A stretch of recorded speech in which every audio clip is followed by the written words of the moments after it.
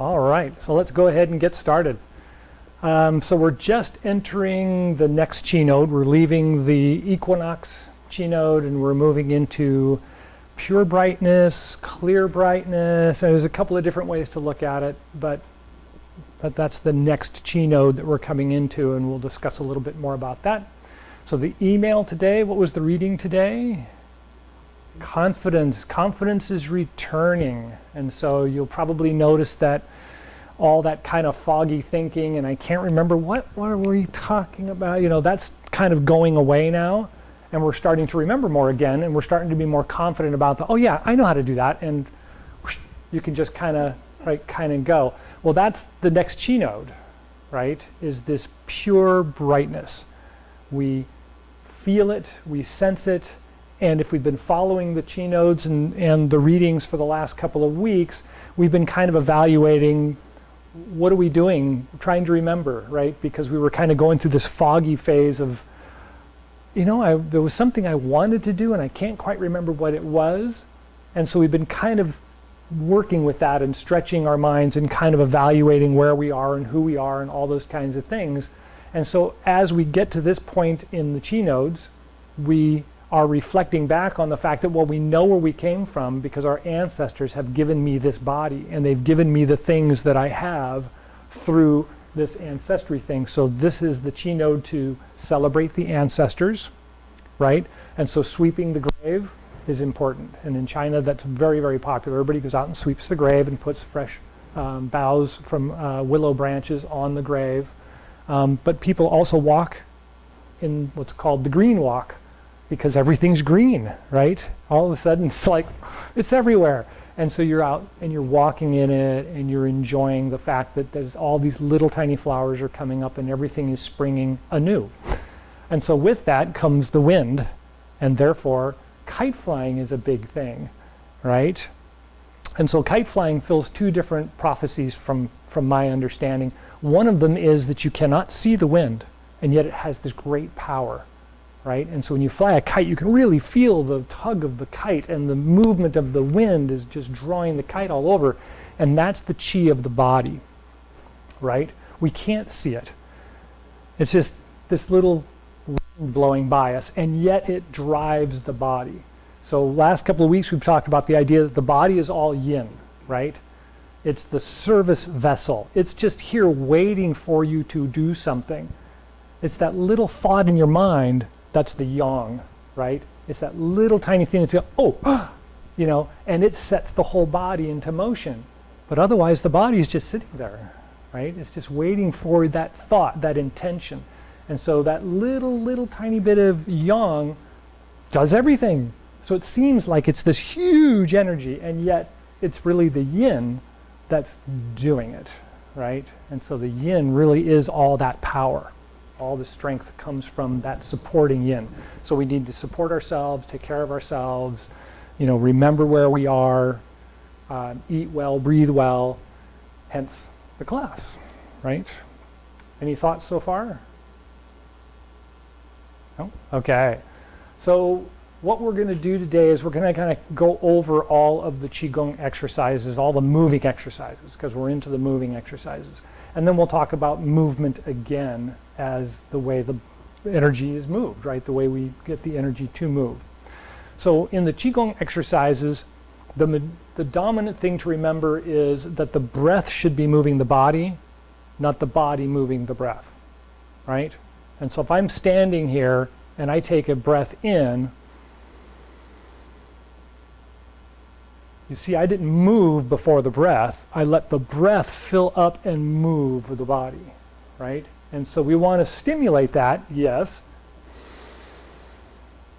by really opening the body and get the feeling of the opening and allowing the breath to fill you up. But it should really be the breath first, okay? So just in the standing position, bend the knees just a little bit so you can feel the feet against the ground. You want to feel the feet rolling on the ground when we do the breathing.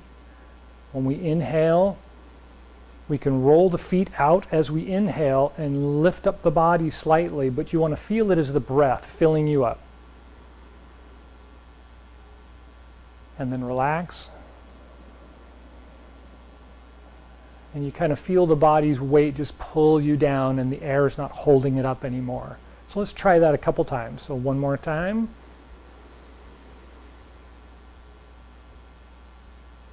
And exhale.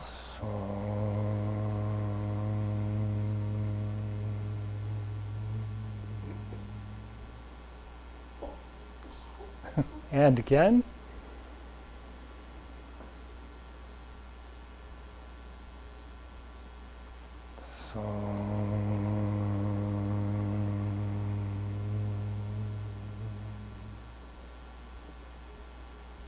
Good. And relax for a moment. So how's that feel? You can kind of feel the breath fill you up. It does make you stop thinking, right? So you can pay attention to the breath. And that's really what we want in the majority of the class exercises that we talk about, is to kind of clear away what's going on, right? Let that stuff be out there and come in here and just really think about how the body is acting and how it's responding. I always talk about the body as kind of being our indicator. If we're just relaxed and we're doing movements and something hurts, it's trying to tell you something, right? If something catches, right? Something's trying to get out or get in. And so we talk about like wind condition. Wind conditions on the surface of the body, it can go into the body or you can chase it out, right? And so the wind conditions are a real common problem, especially in America. But we won't go into that. No. So let's talk about wind condition for just a moment more.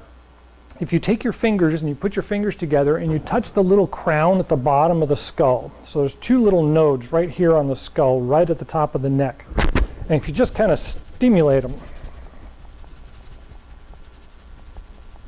and then stop.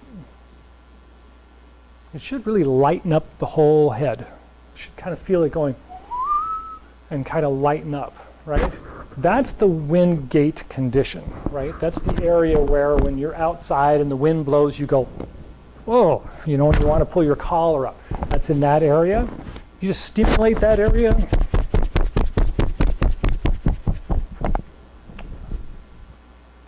And it should settle right down. Now, mind you, if you have a wind condition, go inside, put on a jacket, pull down your hat, you know, got to take care of it. This isn't going to solve the problem. It's just going to stimulate the body and help it to kind of shed the wind, right? It'll help let it out if it's stuck. It'll keep it from going in if it's pervasive, if it's trying to get to you, okay? So the next move we want to talk about is the first moving gong. Now the first moving gong can be a little on the complicated side because it involves a lot more of the body. I want to be on the inside of the feet. I want to roll back to the heels. I want to roll to the outside of the feet. I want to roll forward to the toes and then roll in and come back. And the hands kind of follow, right? So my hands are going to be in to start with, and when I roll back, I'm going to inhale. When I do, my chest lifts up and my arms open. And then I'm going to roll forward on the outside of the feet and start my exhale. And of course I'm exhaling, now my arms come together and pull back and in. So one more time, roll back, inhale. And then exhale.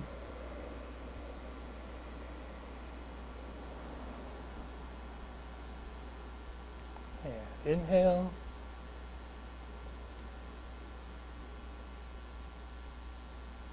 And exhale.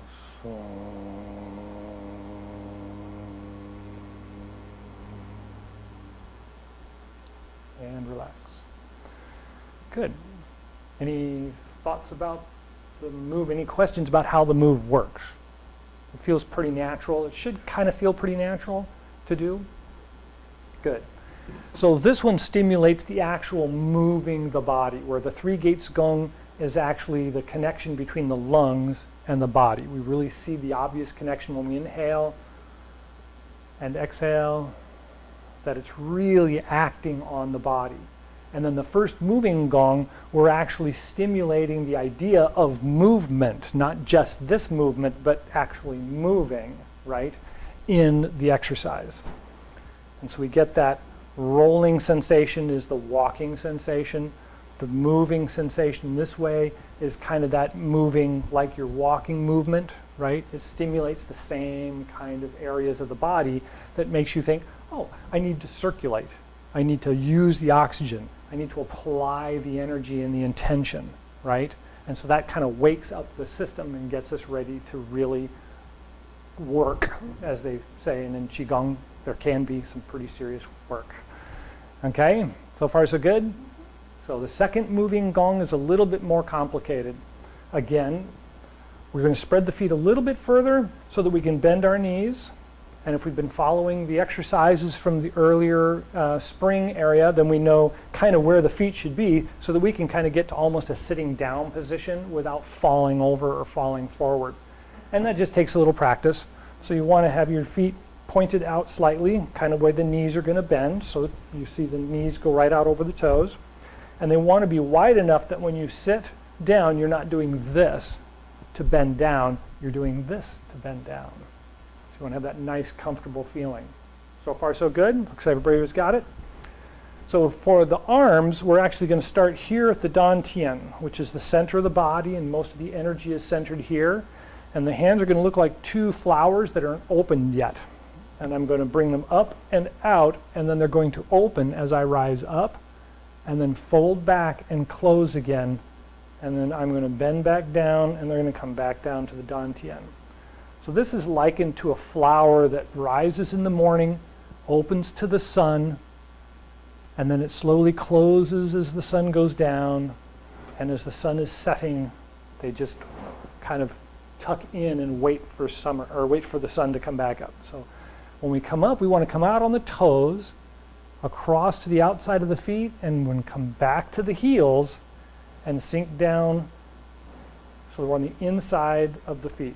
So we come up, out to the toes, across the outside of the toes to the outside of the feet, roll back to the heels, and sink back down. And this also reverses, so come back to the waist, I'm on my heels, roll to the outside of the feet, and then come out to the toes, and then the flowers turn in and come back down to the dantian. Again, they kind of open to the back or the hips, and then open around, roll out to the toes, go to the inside of the toes, and then to the inside of the instep. One more, roll back to the heels, open, come out, around to the toes, and then in and down. Good. And then relax. When exactly do we start exhale in this? I didn't quite catch it because you were talking, so I couldn't see you doing it. I talk a lot, don't I? That's okay. So it's right in this area right here, and so it's kind of important to understand that there really isn't a inhale, Well, exhale, right. inhale, right? And so when I'm here and I'm inhaling, right about here, I know that I'm going to start closing, right? I'm going to bring my hands in, so the exhale should be natural at that point. Because here, everything should be squeezed out, right? I roll back and open my shoulders, I'm inhaling. I come out here, I'm still kind of in the inhale, but I can feel I'm starting to bring my shoulders forward to close. Start your exhale, right?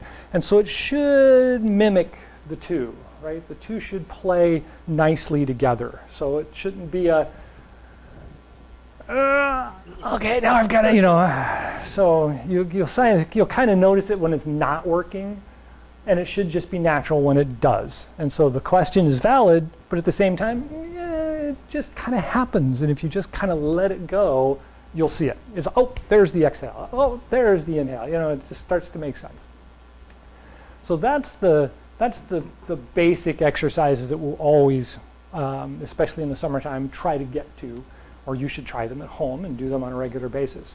The last one that we talk about is belt gong. And the belt gong talks about how we gather grain together, how we gather things together. Everything grows, and when we cut it off to save it, we bundle it. And so we see that as being the body. And the energy channels, the primary energy channels that we talk about in the body are the governor's channel and the assistant channels. And they run along the body like this, right? There's one down the center and there's one on either side. And they just run around the torso. They connect to all the rest of them, but they primarily are around the torso. When we see those energies as being part of our life and part of the things that we do, the center channel is our position, what we think and where we are and what we're doing. And the two assistive channels are the two reflexive channels. Am I taking care of myself, and how's the outside taking care of me? And they do this, right? And so they vibrate around the center channel or from side to side. And so when we do the Qigong exercises, they become very smooth, right? And those lines, the energy becomes very smooth and very practical. We know what the outside wants, we know what the inside wants, and we know where we are, right? And so what we want to do is kind of sync them up, right? We want to kind of gather them together at that point and say, that's where I want you to stay. Just act just like that, right? And so we use this belt gong exercise to try and help to do that. And the belt gong is a little complicated from the perceptive mind, because when I'm doing this, I'm going across the front of the body, and that's my toes. But I can't go around the back of my body. My arms won't go there, right? My body doesn't turn that way. And so I'm going to imagine that my body's in front of me, and I'm going to go around the back of me out here. When I do that, I want to be on my heels, right? So if I'm on my toes here, then I'm going to want to go out to my heels and then back to the toes. Cross the toes, then back to the heels. And so you kind of want to